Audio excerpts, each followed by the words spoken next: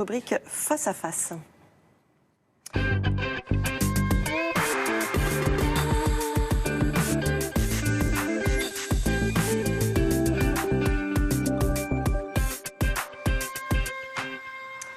Nous sommes tous appelés à être un jour ou l'autre des aidants. Eh bien, un livre peut nous y aider. Docteur Stéphanie Marchand-Pansard, bonjour. Bonjour. Vous êtes médecin gériatre, responsable d'un hôpital de jour en rééducation cognitive et motrice dans un établissement hospitalier de l'Essonne. Vous travaillez également au Neurospin CEA, c'est un centre de recherche en neuroimagerie. Et vous publiez ce livre « Je suis là », c'est chez Michel Lafon. C'est un véritable guide-repère pour les aidants. On va en parler tout de suite, mais juste un mot sur les aidants et le confinement. En gros, il y a eu les aidants qui se sont enfermés avec la personne qu'ils aidaient et d'autres qui n'ont pas pu les voir pendant... En gros, c'était les deux possibilités. Comment ça a pu être vécu, cette période? Alors, je crois qu'effectivement, pour les deux types d'aidants, soit ceux qui ont été mis à distance par la force des choses, ou ceux qui ont été confinés encore plus que d'habitude à la maison, ça a cristallisé l'essence de ce qu'ils sont comme aidants, c'est-à-dire l'isolement.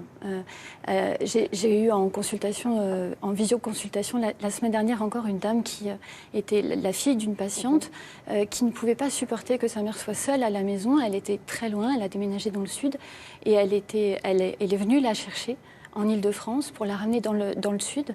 Et elle a été confrontée aux deux situations, à la fois la culpabilité de laisser sa mère très loin, seule, avec le risque qu'elle puisse tomber ou qu'elle puisse être en difficulté, et puis de la ramener chez elle et être là, confrontée à la perte de repère de sa mère qui avait perdu sa tête et son autonomie, et qui lui en voulait finalement de la prendre chez elle et de la confiner. Et comme il y avait moins d'aide à domicile, cette aidante-là a eu besoin d'appeler au secours et de demander de l'aide parce que c'était trop difficile d'accompagner cette mère perdue, même chez elle, alors qu'elle voulait faire au mieux. En fait, c'est l'idée de votre livre, d'aider ces aidants. Oui, je pense que les aidants ont fondamentalement besoin qu'on les prenne par la main, qu'on pose un regard bienveillant sur ce qu'ils font. C'est pas un livre de recettes qui dit ce qu'il faut faire ou ce qu'il ne faut pas faire. C'est un guide de chevet, en fait. Voilà, si c'était possible, c'est effectivement, je l'ai écrit comme un livre qui puisse aider au-delà des consultations. À des instants précis, en fait, voilà, vraiment, quand on en a besoin. Qui puisse se poser sur une table de chevet. En effet, vous avez raison, qui puisse se mettre sur une table du salon, qui puisse s'ouvrir exactement quand on en a besoin. Là, en toute sécurité, à la maison, pour reprendre suffisamment de confiance et de sérénité pour continuer à avancer pas à pas. Parce qu'il y a énormément de personnes qui sont aidantes dans notre pays, mais on n'est pas formé pour ça. Oui, je crois qu'on l'est tous un jour ou l'autre, en fait. Je pense que vraiment être aidant, c'est pas un statut, c'est pas un devoir ni une obligation, c'est une expérience qui s'impose.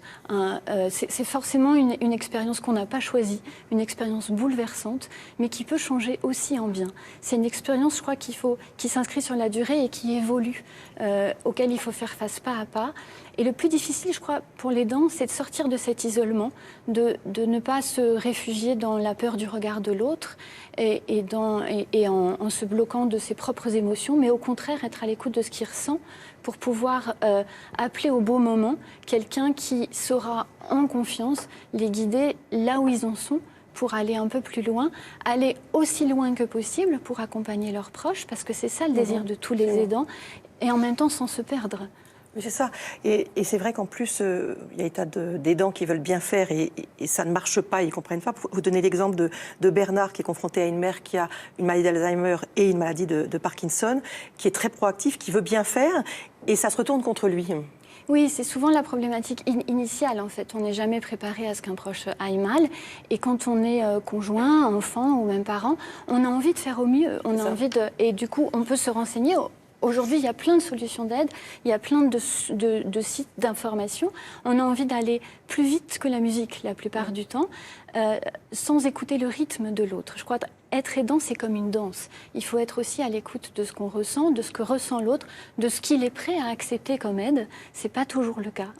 Parfois, quand on est aidant, on a envie vraiment que l'autre soit bien, mais l'autre n'en est pas là. Mais il y a des relations aussi aidant-aidé qui deviennent des relations toxiques.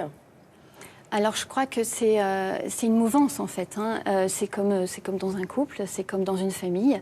Il y a des moments où... il n'y a pas de bon et de méchant. S'il y a un méchant, c'est la maladie. hein, vraiment. Mais des fois, ça expose à un seuil de tolérance qui peut varier et qui peut s'abaisser. L'aidant peut aussi être plus réactif, plus impulsif. Il a le droit d'être en colère. Il a le droit d'être en colère et c'est absolument fondamental de pouvoir le dire. C'est même l'essence même d'un aidant que d'être en colère contre cette fichue maladie qui bouleverse tout dans la vie. Il a le droit d'être triste aussi. Et je donne des clés dans le livre pour transformer cette tristesse en richesse, finalement. Et puis, il y a le droit de se sentir perdu, impuissant. Parfois, on ne peut pas lutter contre une maladie qui est plus forte que nous. Par contre, on peut toujours changer notre propre regard sur ce qu'on vit. Et je crois que c'est important de sentir que les émotions, aussi intenses que variées, font partie de la vie de l'aidant, vraiment. Il n'y a pas à être parfait. Être aidant, c'est être parfaitement imparfait.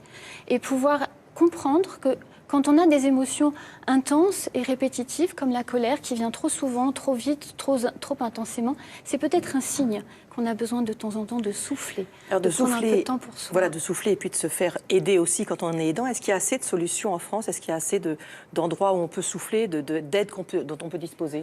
Alors oui et non, il y a de plus en plus de solutions, aussi diverses que variées, ça c'est important. Et du point de vue très pratique, on peut, au point de vue local, aller dans sa mairie, au comité d'action sociale par exemple. On peut aller visiter les CLIC, les comités locaux d'information et de coordination, qui donnent des clés, des armes, des informations pour des solutions d'aide. On peut aussi consulter, s'offrir... Alors, pas consulter parce qu'on est malade, et c'est ça la plus grande problématique de l'aidant, c'est qu'il ne s'autorise pas à consulter pour lui-même parce que ce n'est pas lui qui est malade. En revanche, il peut consulter pour prendre un rendez-vous avec lui. C'est-à-dire, moi je propose de plus en plus souvent des consultations pour les aidants, c'est même 85% de mon activité aujourd'hui. Et si vous voulez, je peux vous raconter cette histoire initiale. En fait, oui, très vite, c'est un monsieur qui est venu consulter pour son épouse et que je suivais depuis longtemps et qui arrivait très très en colère. Et puis finalement, j'ai pris un temps que pour lui, où il a pu exposer le fait qu'il était en colère contre la maladie, en colère contre tous les services administratifs qui lui barraient la route, en colère contre les aides à domicile qui ne répondaient pas à ses attentes, mais surtout qu'il était triste de voir sa femme qui avait changé si terriblement et qu'il ne reconnaissait plus, qu'elle ne reconnaissait plus toujours non plus, et puis qu'il avait peur, fondamentalement peur de l'avenir, d'être seul, de ne pas être à la hauteur aussi. Et lui offrir ce temps-là a été extrêmement salvateur. Ça n'a pas changé fondamentalement sa situation, ni celle de son épouse, mais ça a tout changé du regard qu'il a porté sur ce qu'il faisait, parce qu'il faisait vraiment au mieux, et sur la façon dont il a accompagné son épouse jusqu'au bout, en ayant gagné le plus essentiel finalement, c'est-à-dire être plus proche de lui aussi, de ce qu'il ressentait. C'est vraiment un livre très utile pour tous les aidants. Je suis là, de Dr Stéphanie Marchand-Pansard, chez Michel Lafon, effectivement, à poser sur sa table de chevet pour avoir des réponses à des instants précis quand on accompagne. Merci beaucoup. On passe tout de suite à Invite.